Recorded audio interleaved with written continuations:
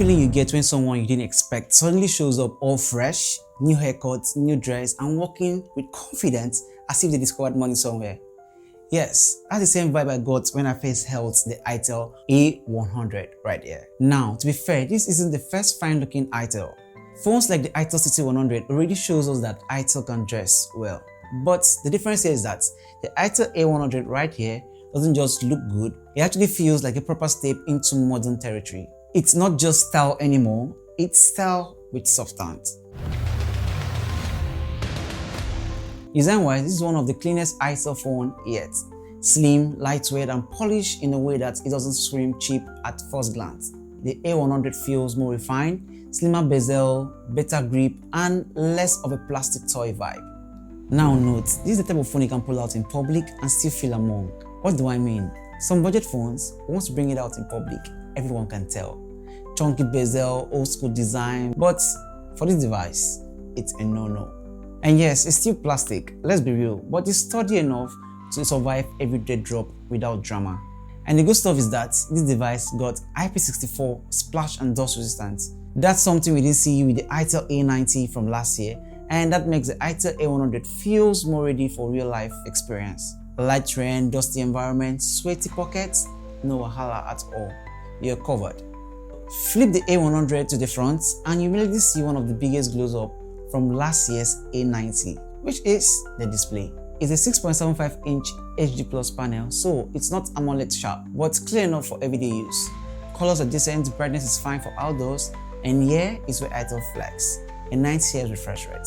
Scrolling social media, switching apps, or even flipping through photos, everything feels smoother than the A90 standard 60 Hz. So if you ask, the A100 display isn't due to rival flagship, but for the budget lane, it is a clear setup. I didn't make it to look better, but they made it to feel better too.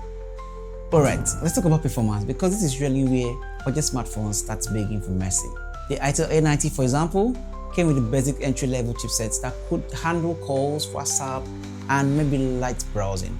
But try running heavy apps or gaming, you'll start questioning your life choices.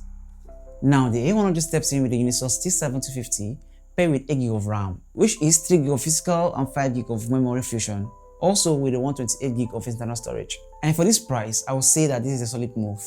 Everyday task is smooth, jumping in between Instagram, YouTube, or couple of Chrome tabs, no panic at all.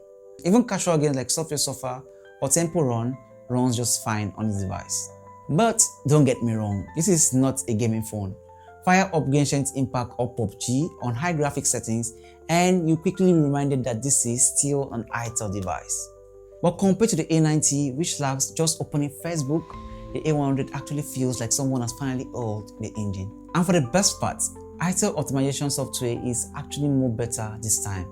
Transition is cleaner, apps load faster, and the whole thing feels smooth. If the itel A90 was a friend that takes 10 minutes to get things ready, the itel A100 right here is the same friend, but this time it needs just 3 minutes to actually get everything done, which means it is most sharp and snappy. Now for the camera side, we've got 8MP for the RAW and also 8MP for the selfie shooter. In good daylight, you have decent images, both from the front and the rear camera, but I don't really have much to say here. Just take a look at the images I've shot and let me know your thoughts in the comment section. Then for video, it actually caps at 1080p at 30 frames per second. One thing itel has actually gotten right, even with their cheapest device, is the battery life. With the A90, we've got the 5000 mAh battery and it is still the same battery on here. But this time, paired with a better software efficiency and Unisoc's chipset that actually makes it feels way longer. Heavy social media scrolling and a bit of YouTube, you'll comfortably make it to bedtime with some juice left. Light users might actually stretch it into the second day. And for charging, we have the 15 watts charger and it's included inside the box. So yeah, don't expect blast speed. It's more like plug it when you're going to bed and wake up with 100%. That's like the safest bet. So to our big question, should you buy the itel A100? Here's the thing, if you're coming from the itel A90, this actually feels like a real upgrade.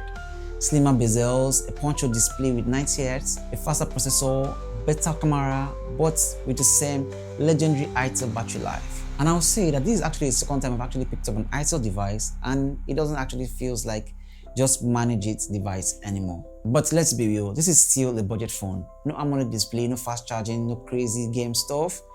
If you need those, you actually need to spend more. And you can actually check out my Samsung Galaxy A07 video that I just did, and you might actually go for that. And for everyone else, especially those that are looking for a solid device that doesn't look embarrassing in 2025, the itel A100 is honestly worth it. So what's your thought, guys? Let me know in the comment section. And if you found this video helpful, make sure you like, share with friends, and most importantly, subscribe to this channel. Thanks a lot for watching. Till next time, bye and bye.